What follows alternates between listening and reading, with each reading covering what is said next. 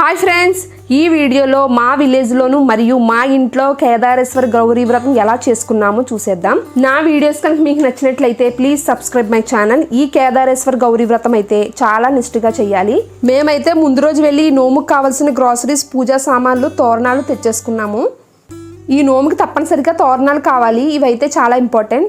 Flowers, ఫ్రూట్స్ని కూడా కొనేసాము. ముందు రోజే ఇలా అన్నీ తెచ్చి పెట్టుకోవడం అనేది చాలా మంచిది. లేకపోతే అప్పటికప్పుడు అంటే ఏదో ఒక ఐటెం మర్చిపోతాము. మా అత్తయ్య గారు ఇంట్లోనే 365 రోజులు ఒత్తులు, పువ్వు ఒత్తుల్ని కూడా చేసేసారు. ఇలా ఈ ఒత్తుల్ని మన ఇంట్లోనే చేసుకోవడం అనేది చాలా మంచిది.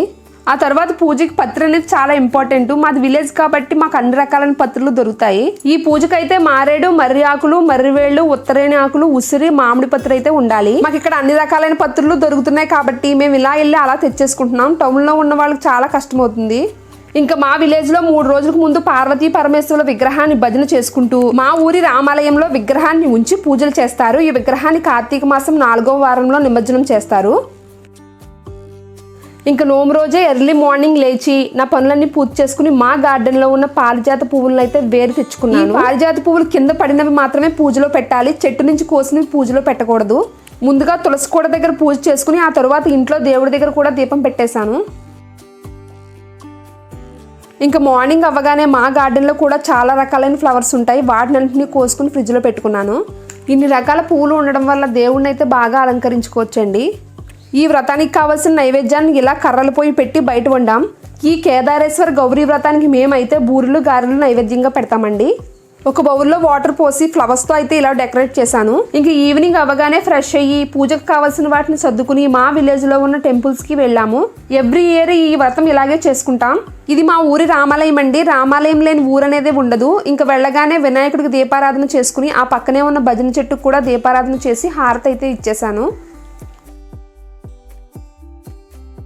ఇక్కడ రామాలయంలో పార్వతీ పరమేశ్వరుల పక్కన వరిదొప్పును అయితే పెడతారు. ఈ నోము రోజున 365 ఒత్తులతో ఉసిరి దీపం పెడితే చాలా మంచిదంటారు. కొంతమంది కార్తీక పౌర్ణమి రోజున కూడా పెట్టుకుంటారండి. ఇంకా అక్కడ దీపారాధన అయిన వెంటనే పక్కనే ఉన్న ఆంజనేయ స్వామి గుడికి వెళ్ళి దీపారాధన చేసుకున్నాను.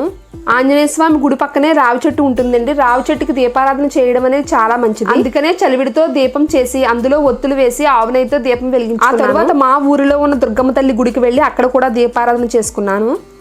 ఈ దుర్గమ్మ తల్లి అమ్మవారు అంటే మా అందరికీ చాలా నమ్మకం. టెంపుల్స్ అన్నింటిలోని దీపారాధన చేసిన తర్వాత మా ఇంటికి వచ్చి దేవుడి గది శుభ్రం చేసుకుని పీఠం పెట్టి బియ్యము, పసుపు, కుంకుమ, వస్త్రము వేసి శివపార్వతుల ఫోటో పెట్టి పూలతో అలంకరించాను. ఆ తరువాత జాగ్రత్తగా ఒక చోట దాచి ఉంచుకున్న గౌరీదేవిని తీసుకుని పసుపు నీళ్ళతో శుభ్రంగా కడిగి కుంకుమ బొట్లు పెట్టానండి. గౌరీదేవిని ఆవు పాలతో కూడా కడుగుతారు. ఆవు పాలు లేనందువల్ల నేను పసుపు నీళ్ళతో కడిగాను. పార్వతీ పరమేశ్వరుల ఫోటో ముందు బియ్యము, పసుపు, కుంకుమ వేసి మర్రి ఆకుని ఇస్తరాకులా చేసి గౌరీదేవిని అందులో పెట్టాను.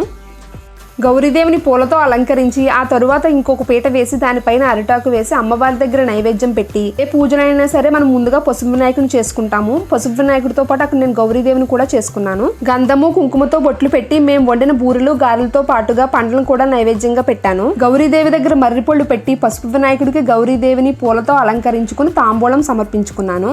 మర్రి కొమ్మలు, మర్రి ఊడలు, ఉత్తరేణి, మారేడు, ఉసిరి, మామిడి కొమ్మలతో ఇలా అలంకరించుకున్నాను. నేను ఎప్పుడూ పూజ చేసుకునే స్థానం దగ్గర వినాయకుడికి దీపం పెట్టి ఆ తరువాత గౌరీదేవికి దీపం పెట్టాను.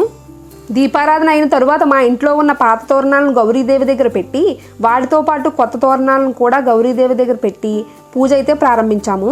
ఇంకా మా ఇంట్లో ఏ పూజ అయినా సరే మా మావయ్య గారే కథ చదువుతారు. మా మావయ్య గారు కథ అయితే చాలా బాగా చదువుతారు. ఇంకా ఆచమనీయం చేసుకుని తోరణ మంత్రం వచ్చినప్పుడు తోరణ గౌరీదేవికి దూదితో వస్త్రం చేసి దానికి గంధము, కుంకుమతో బొట్లు పెట్టి గౌరీదేవిని అలంకరించి ఇక్కడ చూపిస్తున్న అన్నింటినీ నైవేద్యంగా పెట్టి కథ పూర్తయిన తర్వాత హారతి అయితే ఇచ్చానండి. దీపం, ధూపం, నైవేద్యం సమర్పయామి అని అనుకుని నా పూజను అయితే పూర్తి చేసుకున్నాను.